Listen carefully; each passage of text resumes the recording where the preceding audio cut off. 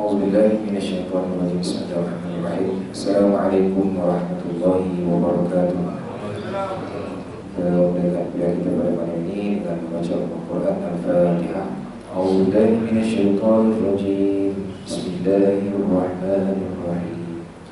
Alhamdulillahi rabbil alamin. Ar-Rahmanir Rahim. Maliki yaumiddin.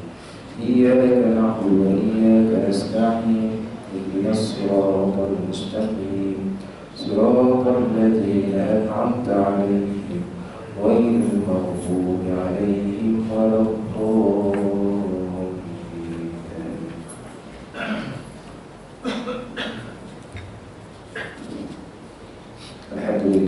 Alhamdulillah rabbil alamin wa bihi nasta'in wassalatu wassalamu ala asyrafil anbiya'i wal mursalin wa ala alihi wa sahbihi ajma'in. بعد قال الله تعالى في كتابه العزيز أعوذ بالله من الشيطان الرجيم يا أيها الذين آمنوا اتقوا الله حق تقاته ولا تموتن إلا وأنتم مسلمون. Orang yang beriman bertakwa kepada Allah dengan sebenar-benar takwa dan dengan sekali kamu nanti mereka dalam keadaan beragama Islam. Sallallahu alaihi seperti imam masjid kali imam sebelum itu puasa masjid tuan guru, tuan-tuan, puan-puan, ibu ayah dirahmati Allah sekalian. Dan sama-sama kita panjatkan syukur bersyukur kepada Allah Subhanahu wa taala. Alhamdulillah malam minggu seperti biasa kita sama-sama mendapat berada di rumah Allah ini. Solat doa kemudian kita berdua dalam bulan Maghrib pada seminggu sementara nanti masuk waktu Isyak. Mudah-mudahan apa yang kita buat pada malam ini mendapat rahmat, keberkatan, keredaan daripada Allah Subhanahu wa taala, insyaallah. Tuan dan puan ibu yang dirahmati Allah sekalian, kita dalam hidup ini kita tak boleh buat 2-3 perkara dalam satu masa. Kita kena memilih. Kita kena pilih. Kita ada masa ni, kita nak pergi masa malam, kita nak pergi disco, nak pergi mana kan. Tak boleh buat 2-3 benda dalam satu masa. Kita kena pilih. Jadi kita pilih untuk datang ke masjid, datang ke rumah Allah, solat Jumaat, kemudian pilih untuk terus kekal istiqamah, konsisten dalam hadis ilmu. Mudah-mudahan apa yang kita pilih itu ianya memberi lebih manfaat daripada apa yang kita tinggalkan. Sebab kita boleh pilih, kita boleh pilih. Orang dari istiqamah, alhamdulillah, sentiasa memilih perkara-perkara ataupun apa yang dia patut buat tu, dia pilih seperti mana yang agama suruh, seperti mana yang agama tuntut. Dalam nak memilih ni, biasanya kita pilih ni dia ada 2-3 perkara kan. So, dalam nak memilih ni kita kena buat keputusan. Jadi keputusan itu mudah-mudahan apa yang kita buat tu dia adil. Keputusan yang adil. InsyaAllah malam kita akan tengok tajuk kita pada malam ini berkaitan dengan adil ketika memutuskan perkara di antara kita lah. Maksud kita cerita pasal adil, kita tazkirah aja. Kita sama-sama ulang tadi pada malam ini. Saya yang membaca, tuan dan perempuan yang dirahmati Allah sekalian yang mendengar, mudah-mudahan ianya memberi tazkirah, memberi peringatan kepada kita berkaitan dengan adil. Bagaimana masa kita beri tajuk yang lain. Baik, kita akan sambung lah kan. Minggu lepas kita dah cerita pasal memudahkan, bukan menyusahkan. Mudah-mudahan apa yang kita belajar, yang kita tazkirahkan pada minggu lepas, kita dah buat lah, kita dah mula buat. Sebab banyak kelebihan kepada orang-orang yang memudahkan urusan orang lain.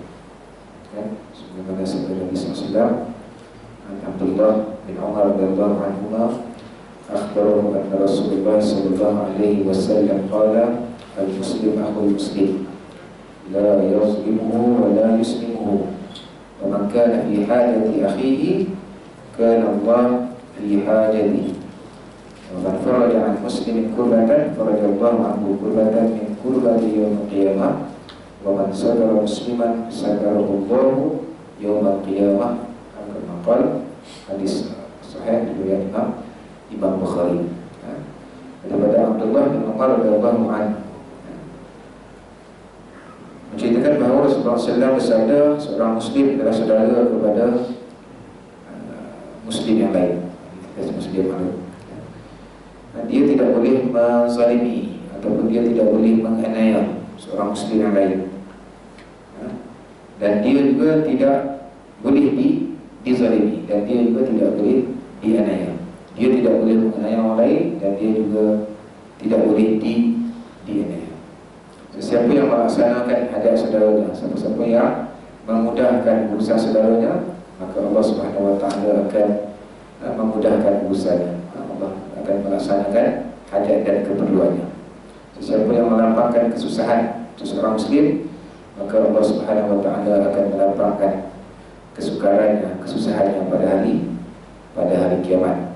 Dan pada akhir hadis itu, sesiapa yang menuntut aib ataupun malu saudara seagama dengan dia, seorang muslim, maka Allah Subhanahu wa taala akan menuntut aibnya pada hari kiamat. Jadi itu antara kelebihan apabila kita memudahkan orang, menyusahkan orang. Mudah-mudahan kita dapat fadilat kelebihan apa yang disebut oleh Nabi sallallahu alaihi wasallam. Baik, malam ini kita sambung, iaitu muka surat 268. Adil ketika memutuskan perkara di antara mereka. Yang Arab disebut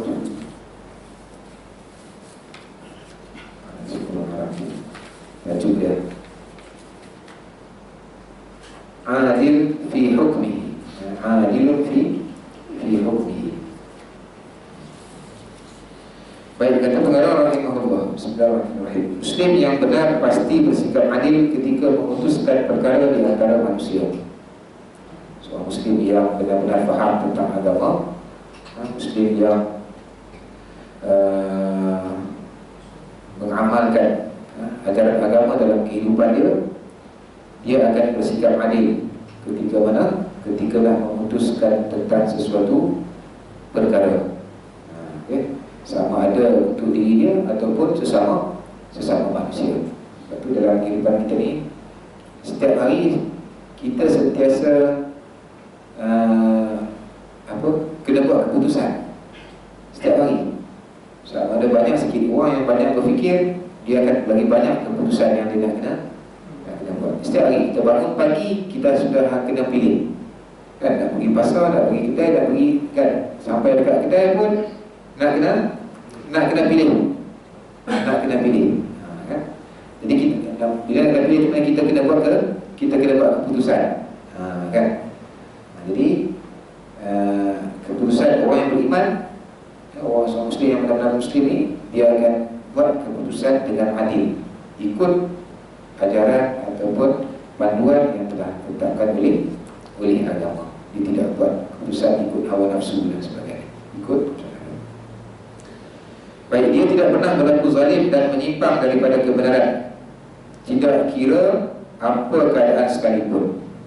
Jadi adil lawan dia zalim. Orang yang tidak berlaku adil, maknanya dia berlaku zalim. Sama ada dia berlaku zalim pada diri dia maupun dengan orang lain. Kalau dia berlaku zalim pada diri sendiri, boleh hari dengan dia yang lebih berat, lebih bahaya ni apabila dia berlaku zalim kepada orang lain. Alhamdulillah. Kita semua terdedah. Kita semua ni terdedah. Saya cakap ke depan ni pun, kalau tidak berhati-hati pun terdedah dalam melakukan sesuatu keputusan itu, kita memilih, ataupun kita melaksanakan, ataupun kita membuat keputusan yang tidak adil. Bila tidak adil, zalim. Ini kita mesti maklum. Kita ulang sebagai tazkir. sebagai tazkirah, sebagai peringatan kepada kita. Dalam keadaan kita membaca, yang saya baca tadi malam ni, saya baca pun saya sampai-sampai itu terfikir, ada tak keputusan-keputusan yang kita buat sebelum ini, keputusan yang menzalimi diri kita, ataupun keputusan yang menzalimi orang lain. Saya baca, saya fikir tuan-tuan yang dirahmati Allah sekalian yang dengar, kita suruh diri kita, sebab ini dia berkaitan dengan akhlak, berkaitan dengan akhlak. Maka yang lebih penting kita nak lihat akhlak kita, pribadi kita itu. Baik. Adil, zalim. Adil ni apa? Adil kat dalam kamus dewan tu sama rata, tidak berat sebelah. Itu adil, kan? Tidak berat sebelah. Tapi dalam agama, dari segi dari segi istilah, adil itu wada'u syai' fi mahallihi, meletakkan sesuatu pada tempatnya. Itu umum, kan? Meletakkan sesuatu pada tempatnya. Kan, contoh masa kita dulu belajar dulu, ingat ustaz dia bagi contoh apa? Orang lelaki dia pakai kopiah, orang lelaki pakai kopiah letak pada adil tu. Tapi kalau kopiah ni letak atas kepala orang perempuan, itu tidak adil. Contoh juga bahawa tidak meletakkan sesuatu pada tempatnya. Itu contoh-contoh dulu lah. Yang dulu Ustaz Dina ngaji di Bahar tu, contoh tu sampai sekarang ingat. Ustaz Mursyid ingat nama. Ada dia arwah Ustaz Mursyid, dia guru disiplin. Jadi dia mengajak kita ingat kan. Contoh tu ada bagi tu. Tahun 88. Contoh tu. Maknanya tidak meletakkan sesuatu pada tempatnya itu zalim. Itu zalim. Adil ni meletakkan sesuatu pada tempatnya. Lawan dia begitulah. Adil letakkan sesuatu pada tempat dia. Zalim tidak meletakkan sesuatu pada tempatnya. Baik. Sebab tu adil ni dia ada pembahagian dia. Salah satunya adalah dari sudut maddi, maknanya dari sudut kebendaan, benda. Satu lagi maknawi. Maknawi ni macam adil dari segi ruh, perasaan, jiwa. Benda tak apa, kan? Macam barang tadi ada RM10, anak ada 3 orang, kan? Bagi seorang RM3.5, itu benda yang kita nampak, kan? Contoh masjid ada RM2,000 untuk infak, nak bagi kepada beberapa keluarga. So bagi sama banyak. Contoh kan, bagi sama banyak. Contoh. Itu benda yang material, benda yang betul saya mati, benda yang material yang kita nampak. Satu lagi yang adil dari sudut maknawi, iaitu dari sudut roh, perasaan, jiwa. Ini pun kita kena fikirkan juga. Kena berlaku adil juga.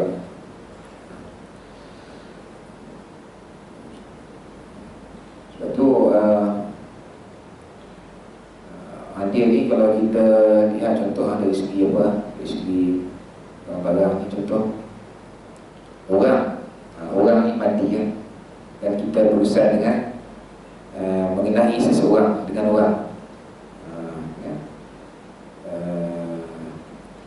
Contoh orang ni nak pilih untuk satu jawatan tertentu.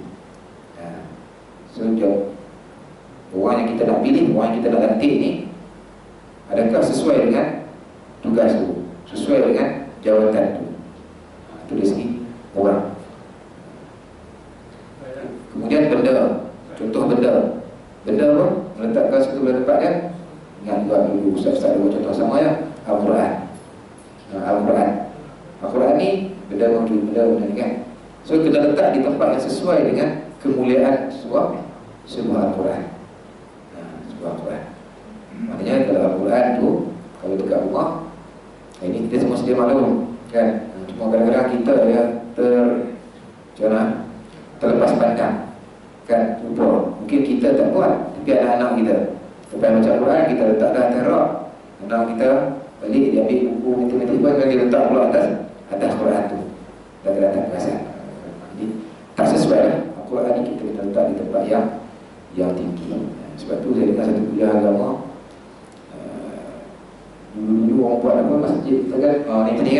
Al-Quran itu letak di bawah ni, level paling bawah ni. Itu pun dari segi adabnya tu macam tak ada. Tapi hari ni dah orang dah faham dah kan. Sekarang ni semua dah level tinggi, ada tinggi ni lah. Macam tu Al-Quran dah. Bila buka jam minggu kan. Okay. Biasa Biasa. Kadang-kadang suka saya kadang Al-Quran kadang ni saya sendiri lah kan. Bila duduk dah handphone, ada handphone. Baik mayang Ustaz. Dia jadi tepian lah, tak apa? Kita jadi buka kita jalan kita buka. Kan masalah tu kita tak pegang, sedangkan itu lebih apa? Lebih afdal banyak. Apa tidak ini kita pegang masalah. Dia kalau dah tahu Ustaz dia orang buka tak buka Al-Quran, pegang mana-mana itu RM1 lah tu. Dia tengok Al-Quran. Kalau dia buka lepas 2-3 minggu ada lagi duit tu, maknanya Al-Quran tu masih belum dibuka. Baik. Contoh benda-benda betul lah kena tengok kitab-kitab agama.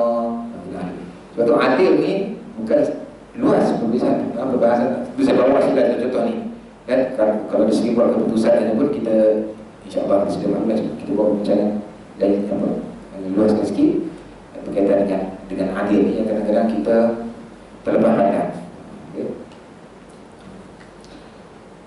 Biasanya begitulah kita agama kita kan, kita letak rak kita cantik lah kan, Quran ke di depan kita tidur duduk atas sofa kita tu, almari tu duduk ujung sofa.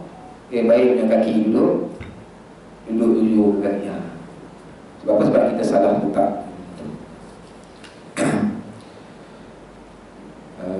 Kemudian apa lagi? Adil. Masa Allah SWT kurniakan kepada kita masa 24 jam yang sangat baik. Adakah kita menggunakan masa tersebut untuk dekat kita dengan Allah SWT, ataupun kita menggunakan masa kita terhadap perkara-perkara yang bukan melalaikan, bukan yang sia-sia, bukan yang lahu. Kalau kita menggunakan masa kita yang ada Allah SWT bagi kepada kita ni, lebihnya tu kepada benda-benda yang lahu. Kalau benda yang harus tu tak boleh, berehat, pagi tu okey kan. Selain daripada kita ibadat kan, baca Quran, solat sebagainya kan, zikir sebagainya, okey. Kemudian yang harus kan, penat nak bagi makan semua, okey. Yang kita bimbang kita berlaku zalim kepada masa kita apabila kita melakukan perkara-perkara yang langgar di segi syariat. Itu yang kita bimbang. Dan benda ni dia tak kira. Saya kata sebut tu, kadang ustaz pun sama lah. Itu pun sama. Kadang kita bila tidak diberi peringatan, kadang kita lupa. Masuklah diri sendiri. Kemudian apa lagi? Perbuatan ataupun tenaga kita. Allah SWT bagi tenaga kita sihat tubuh badan kan. Adil tak adil kita menggunakan sihat tubuh badan kita ni untuk apa? Kalau kita guna untuk kebaikan, insya-Allah kita akan berlaku adil dengan tenaga kita. Tapi kalau kita guna untuk keburukan, untuk bukan kebaikan, benda yang tak elok, maksiat dan sebagainya, maka kita telah berlaku zalim terhadap tenaga ataupun kekuatan yang ada pada kita. Baik ya. Jadi sebab tu adil dan menjauhi kezaliman ada bersama iman dan akidah di dalam hatinya. Jadi orang yang beriman dia tahu ni. Dia tahu. Betul, orang yang berlaku zalim ni dalam hati dia kalau tak ada iman tu Allahu'alam lah, tapi kurang iman pada masa dia berlaku zalim kepada orang lain. Dia sentiasa mewajibkan dirinya agar mematuhi perintah Allah dan Rasulnya dalam perkara tersebut. Allah Subhanahu wa taala berfirman, A'udzubillahi minasyaitonir rajim. Innallaha ya'murukum an tu'addul amanati ila ahliha wa idza hakamtum bainan nas an tahkumu bil 'adl. Ila akhir ayat. Sesungguhnya Allah Subhanahu wa taala menyuruh kamu menyampaikan amanah kepada yang berhak menerimanya. Ya. Kita baca baca dalil ni, dia berkaitan dengan orang selalu bahas sudut kepimpinan, sudut pemimpin, ketua. Ya? Cuma dalam kita baca bab pemimpin ketua ni, jangan kita lupa diri kita. Kan? Saya baca bab ni kan, menyampaikan amanah kepada yang berhak berkaitan pemimpin. So saya duduk nampak orang lain. Sedangkan hakikatnya apa? Kita juga adalah pemimpin. Kita semua sedia maklum.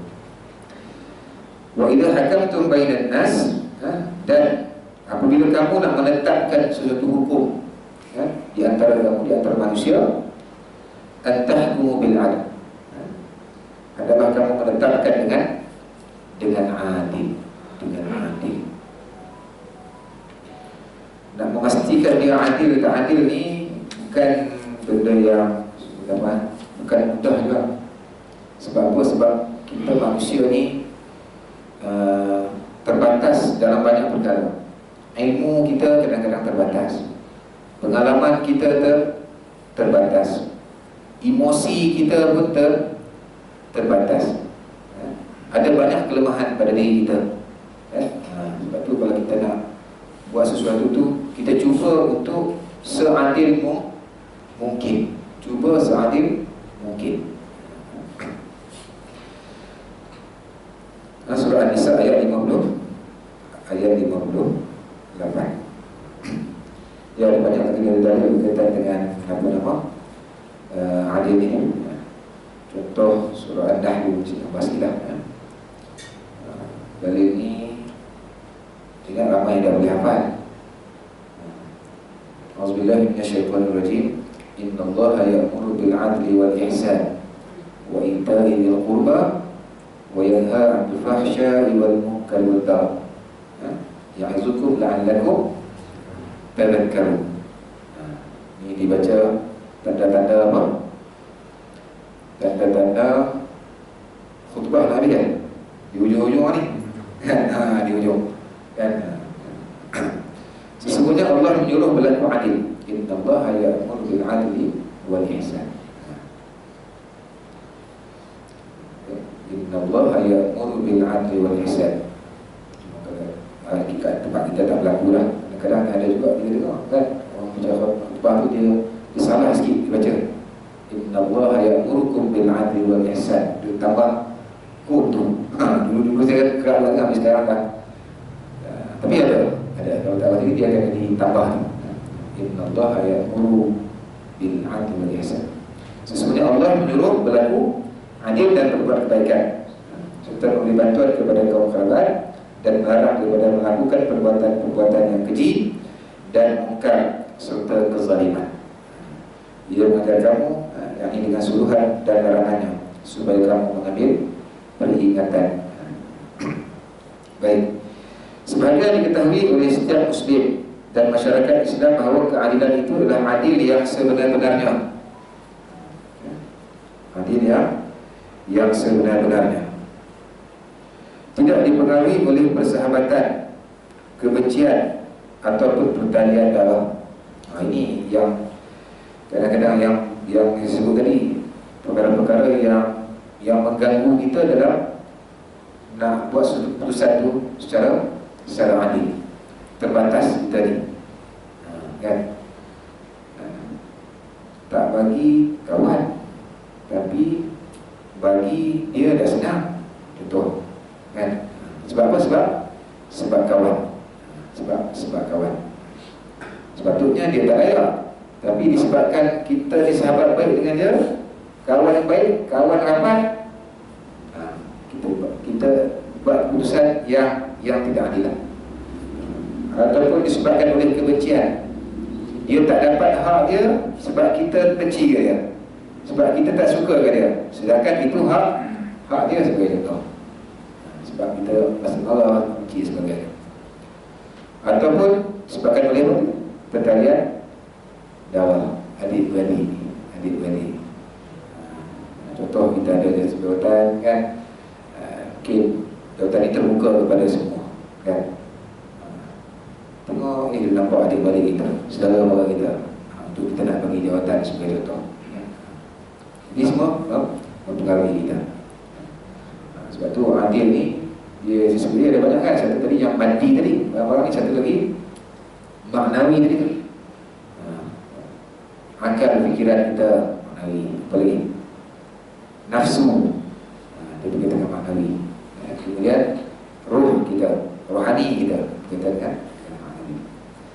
Firman Allah Subhanahu wa taala, auzubillahi minasyaitonir rajim, ya ayyuhalladzina amanu kunu qawwamina lillahi syuhada'a bil qist wa la yajrimannakum syana'anu qaumin ala alla ta'dilu i'dilu huwa aqrabu littaqwa wattaqullaha innallaha khabirun bima ta'malun.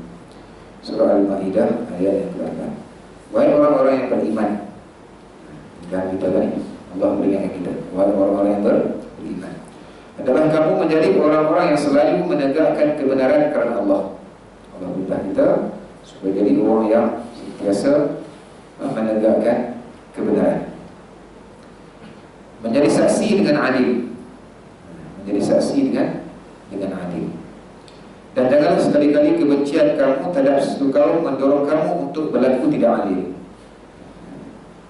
Sebabkan kita tak suka kepada seorang, kepada sesuatu kumpulan dan sebagainya, maka dengan sebab itu cenderung untuk kita melakukan keputusan yang tidak adil.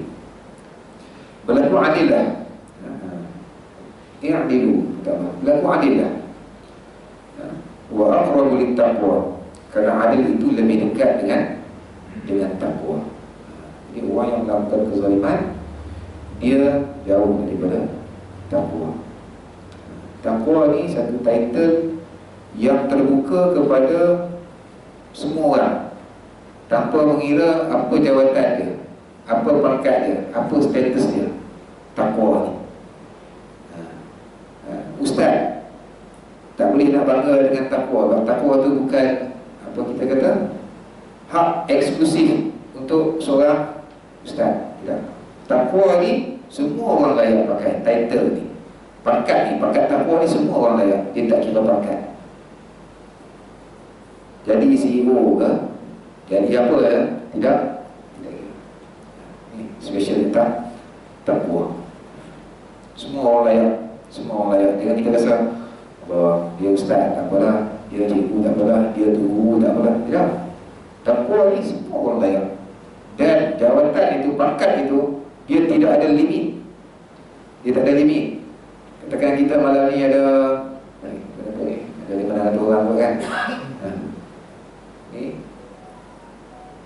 semua layak. Bukan kata orang ni dah habis. Apa kata? Kota takwa malam ni untuk masjid asalnya dah habis lah. Kan, datang malam esok pula boleh dapat takwa. Kan? Penuh. Jangan risau. Syarat dapat takwa, beriman kepada Allah, kemudian melaksanakan apa sahaja yang Allah Subhanahu Wa Taala perintahkan buat, kemudian tinggalkan apa yang Allah Subhanahu Wa Taala larang. Ini kita cerita bab adil. Berlaku adil, ikut panduan agama, insya-Allah apa nama? Kita akan dapat title takwa tu. I'dilu huwa aqrabu littaqwa. Berlaku adillah. Dan adil itu lebih dekat dengan takwa. Paling dekat dengan ahli keluarga kita. Berlaku adil dalam diri kita sendiri, kemudian berlaku adil dengan ahli keluarga kita. Ingat, tak tahulah kalau saya sendiri pun, kalau di suluh-suluh dia hisab, ditengok-tengok, ditengok teliti betul-betul, mungkin banyak lagi kurang berlaku adil pada keluarga, kepada anak-anak, kepada isteri ataupun isteri-isteri dan sebagainya, kan? Sebab apa? Sebab kita ni ada hak kita. Kita ada hak, ahli keluarga kita ada hak dia, anak-anak kita ada hak dia. Kalau kita tidak memberikan hak dia, maka kita telah berlaku zalim kepada dia. Hak untuk mendapatkan ilmu, anak-anak kita contohlah, anak-anak kita hak dia untuk dapat ilmu, tapi kita tidak berusaha untuk bagi dia ilmu, tidak bersungguh-sungguh untuk bagi dia ilmu supaya dia jadi orang yang supaya dia jadi orang yang pandai. Kita tak buat, maka kita tidak menunaikan hak dia. Dalam keadaan itu kita telah berlaku zalim. Walaupun kita setiap waktu datang masjid, tapi bahagian ini kita berlaku zalim. Zalim. Lepas tu saya sebut tadi kan, kalau benda ni kalau kita tidak renung betul-betul, kita tidak nampak kita tidak berlaku kita tidak nampak kita tidak berlaku adil kepada ahli keluarga kita. Kita kena renung dulu betul-betul kan, muhasabah diri betul-betul, pasti kita akan jumpa. Tapi kalau kita macam okey lah, semua dah okey, semua beres, tak nampaklah kita nampak semua macam adil. Tapi hakikat sebenarnya mungkin kita ada berlaku zalim.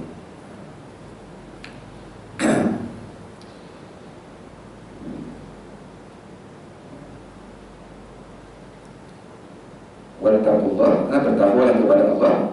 Innallaha khabirun bima ta'malun. Dan bertakwalah kepada Allah, sesungguhnya Allah mengetahui apa yang kamu kerjakan. Surah Al-Maidah ayat 8. Kemudian dalam surah Al-An'am ayat 152 Allah sebut, a'udzubillahi minasyaitonir rajim. Wa idza qultum fa'dilu walau kana dza qurba. Dan apabila kamu berkata, maka adalah kamu berlaku adil sekalipun dia adalah kerabatmu. Ini dalil yang berkaitan dengan apa? Jangan kita buat keputusan yang berbeza dengan sebab orang tersebut ahli keluarga kita. Contoh kita jadi ketua, jadi apa kan, mungkin yang melakukan kesilapan tu mungkin adik-adik kita, saudara mara kita. Saudara kita nak buat keputusan tu tak boleh sebab ayat tersebut kan berlaku adil, walaupun sekalipun yang melakukan kesilapan tersebut ataupun orang yang terlibat itu adalah ahli keluarga kita, kaum kerabat kita, ataupun kroni kita. Kroni. Rasulullah SAW telah menunjukkan contoh teragung dalam hal keadilan ketika mana Usamah bin Zaid menjadi orang tengah bagi wanita suku Makhzumi yang telah mencuri, sehingga baginda menghukum potong tangannya.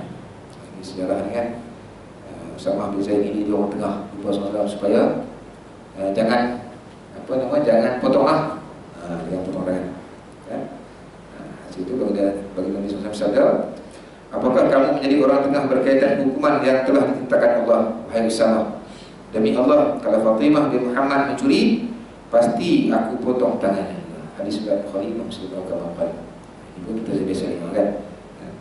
Karena Nabi kata kalau anak dia, putri dia sendiri pun kalau melakukan kesilapan, tetap juga melaksanakan hukuman yang sama. Inilah keadilan yang sebenar dan sejagat, yang melibatkan semua jenis manusia, sama ada besar ataupun kecil, putera raja atau rakyat biasa, Muslim ataupun bukan Muslim. Kalau salah, tetap salah. Tak kira siapa kan. Kalau dia ketua negara ke, ketua negeri ke, ketua daerah ke, masyarakat ke, kalau salah tetap salah. Hukuman mesti sama. Mesti sama. Barulah berlaku adil. Ini orang biasa salah, orang tak biasa tak salah, itu tidak adil. Sudah bilang dia tu, ini tidak adil. Cerita apa tu? Ini tidak adil. Tiga adil kan. Ini tidak adil. Bagi harta kan. Abdul Wahab, Abdul Wahid. Dia suruh tengok cerita P.A.P. itulah. Kita tengok cerita P.A.P. kita tak penat. Jadi kita tak penat lagi, kita tak penat jalan. Kita tak jadi nak geram. Kalau kita tengok cerita sekarang ni, Allah Alam kan, drama-drama ni, kita nak geram. Aku sebab geram tengok mak pun kan. Tapi tengok cerita film ni tak ada. Dia banyak pengajaran. Okey. Boleh. Sebab itu kita ni ada yang jadi ketua, ada yang jadi anak buah dan sebagainya, sama ada di qaryah ataupun di pejabat-pejabat dan sebagainya kan. lagi ramai orang bawah kita, lagi besar cabaran kita dalam nak buat satu-satu keputusan. Sebabnya orang bawah kita ni pun macam-macam. Kita tu dah macam-macam lah kan? Kita pun dah terbatas lah, emosi kita pun dah terbatas. Kita pun bukanlah sempurna sangat kan? Baik ilmu, baik pengalaman, baik emosi dan sebagainya. Itu semua mempengaruhi kita dalam nak bukan satu keputusan. Anak buah kita pun macam-macam fikiran juga, macam-macam perangai juga, macam-macam karakter kan? Buat begini dekat orang ni mungkin tak sesuai dengan pertimbangan pula. Kadang-kadang menyebabkan kita, keputusan kita itu ada orang pandang dia tidak adil. Tapi orang yang buat keputusan tu bukan mudah. Kan? Kalau siapa-siapa ingat, semua ni tuan dah pernah jadi ketua, jadi pemimpin kan, mesti pernah lalui pengalaman dalam nak membuat keputusan. Buat begini, orang ni kata tak betul. Buat begini, orang ni kata tak betul. Susah tu nak lakukan dia kan? Tapi apapun, cubalah untuk sebaik mungkin untuk berlaku adil. Dia ada apa, banyaklah kan, agak dalam apa nama agama kita suruh berlaku adil. Bila pergi kepada ulama ini susun macam mana nak berlaku adil, apa petua, apa tip kan, macam mana nak berlaku adil. Antaranya, sebelum nak buat keputusan, kena pastikan fikiran orang yang nak buat keputusan tu tenang dulu. Tenang. Maknanya apa? Jangan buat keputusan dalam keadaan marah, tengah stres kan? Sebab dia boleh mempengaruhi keputusan kita. Tenang ni hati tenang, jiwa tenang. InsyaAllah baik dalam masyarakat, dalam keluarga, ataupun untuk diri kita sendiri. Dia buat keputusan untuk diri kita sendiri supaya kita adil dalam diri kita. First, kena tenang. Tenang ni masing-masing tahu lah kan? Tenang ni dia bukan mesti duduk diam tu tenang, tak kan? Tenang dulu dia, itu belum tentu tenang tu. Belum tentu tenang kan? Tenang ni orang dia jiwa, hati kita, fikiran kita. Orang tu je tahu kan? Kadang-kadang kita nampak dia seronok je, tapi sebenarnya dia tak tenang pun dalam diri dia tu macam-macam kan? Tenang. Jadi orang jadi ketua, cuba tenang. Yang kedua, apa tips supaya dalam nak buat keputusan ni, kena pasti dulu apa punca, apa masalah. Maknanya kena selidik dulu sebelum keputusan. 360 darjah kan? Kalau ada pegawai kita, bawah kita ada buat salah lah, ada aduan kan? Dia keluar waktu kerja kan, waktu PDR ni kan, waktu orang kerja daripada rumah ni kan, dapat aduan, sepatutnya dia buat dari rumah. Tengok tu kata badan golf tu kan, kata badan golf, dapat aduan. Sebagai ketua, jangan tak boleh ambil itu keputusan tu, kena selidik dulu. Kena selidik dulu, pastikan memang betul dia duduk ada badan golf waktu dia. Kalau setakat orang hantar gambar kan, hantar gambar, belum tentu gambar ni mungkin yang dah lepas. Contohlah kan? Sebab ini tak tahu lah Ustaz memang bila kerja PDR ni memang banyak kekek juga kan. Tengok-tengok ada dekat Jasco kan, ada dekat Ion. Takkan dia sepatutnya buat dari rumah, dapat aduan. So nak buat keputusan, nak ambil keputusan ni, nak salah ke tak salah ni, jangan dulu, kena sendiri dulu, kena pasti dulu. Mungkin dia keluar situ, dia nak post barang-barang yang berkaitan dengan kerja kan, dia pergi ke pejabat pos tu dekat Ion. Contohnya lah. Sama juga kita dalam masyarakat pun kena pastikan dia betul dulu. Kemudian kena ada option, kena ada pilihan. Ulama-ulama tadi kan, dia kena ada pilihan. Dia tak boleh aku nak pesan ni juga, dia kena ada pilihan. Daripada ada 2-3 pilihan, 2-3 option, barulah kita pilih. Baik dalam keluarga kita ke dalam masyarakat sama lah. Kita nak pilih barang untuk anak kita, ada 2-3 pilihan lah. Beli yang ini atau ini atau ini? Mana yang lebih baik? Mana yang lebih sesuai? Mana yang lebih tepat? Pilihan. Kemudian dalam nak buat keputusan, kena fikirkan baik buruk. Baik buruk. Mana yang lebih baik? Sebolehnya kita nak biar dia baik semua, kan? Tapi dalam ada keadaan keputusan, dia ada baik, ada buruk. So kita timbang. Jangan pula kita pilih yang bila kita buat keputusan ni yang buruk lebih baik, lebih banyak daripada yang baik. Bila kita pilih yang buruk itu lebih banyak daripada yang baik, kan? Maka kita telah berlaku zalim. Berlaku zalim. Itu dalam bab ni ada orang putih kata apa, dalam kaedah nak menyelesaikan masalah ni dia ada tiga keadaan. Yang pertama, lose, maknanya aku kalah, aku rosak, dua-dua rosak, dua-dua tak ni, dua-dua buruk, tu lose, dua-dua kalah, kan? Contoh kuasa masjid kalah, ahli tariah aku kalah, contoh. Itu yang pertama. Yang kedua, lose win, maknanya satu menang, satu kalah. Satu menang, satu kalah.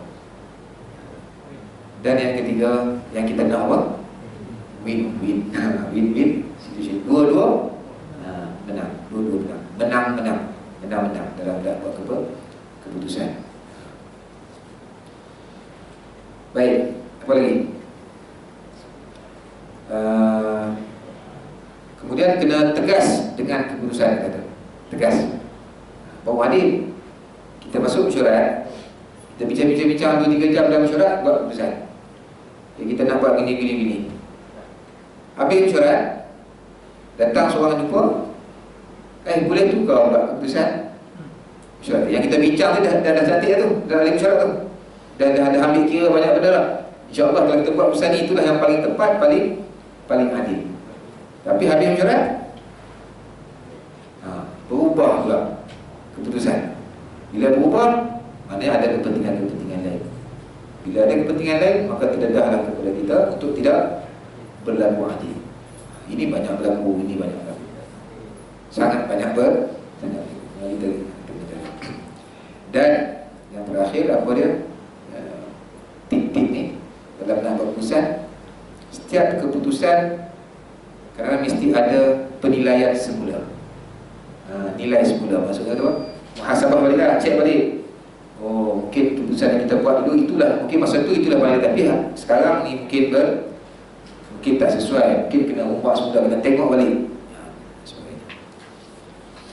Itu antara panduan-panduan dalam kita nak buat keputusan.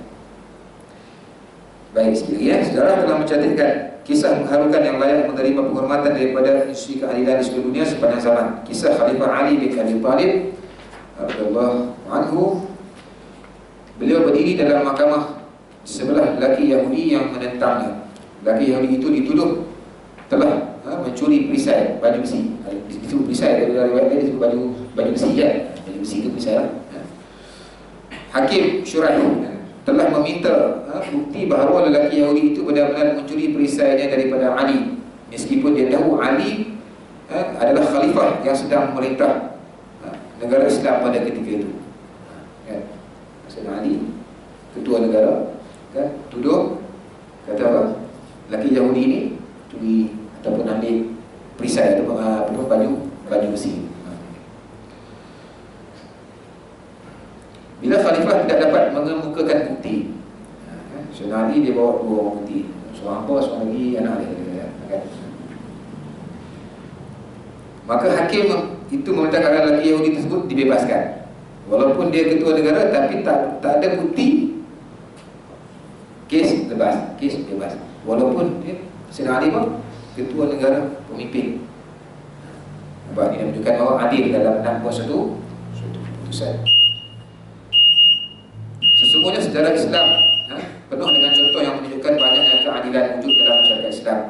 Maka Muslim yang sebenar itu bersikap adil dalam ucapan dan perbuatannya, kerana kebenaran dan keadilan adalah sebahagian daripada iman dan juga akidah. adil dalam ucapan kita kena adil, perbuatan pun kita kena adil.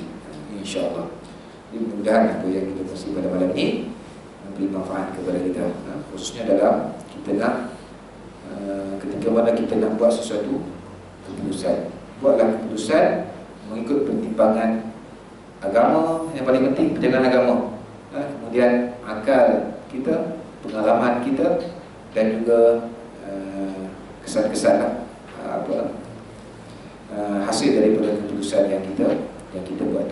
Mudah-mudahan keputusan yang kita buat itu lebih adil, kepada diri kita, kepada ahli keluarga kita, dan juga kepada masyarakat kita. Wallahu a'lam. Yang baik daripada Allah, yang lebih maksud daripada diri saya sendiri. A'udzubillahi minasyaitonirrajim. Bismillahirrahmanirrahim. Alhamdulillahirabbil alamin, wassalatu wassalamu ala Rasulillah wa ala alihi washabbihi ajma'in. Allahumma ij'al jam'ana hadza jam'an marhuma wa tafarruqana min ba'dihi tafarruqan mubaraka wa ma'suma. Allahumma arinal haqqa haqqan warzuqna ittiba'ahu wa arinal batila batilan warzuqna ijtinabah. Allahumma rabbana atina fid dunya hasanah wa fil akhirati hasanah wa qina azaban nar. Wassallallahu ala sayyidina Muhammad wa ala alihi wa sahbihi wa sallam. Walhamdulillahil alamin. Wabillahi taufiq wal hidayah wa ridha wal inayah. Assalamualaikum warahmatullahi wabarakatuh.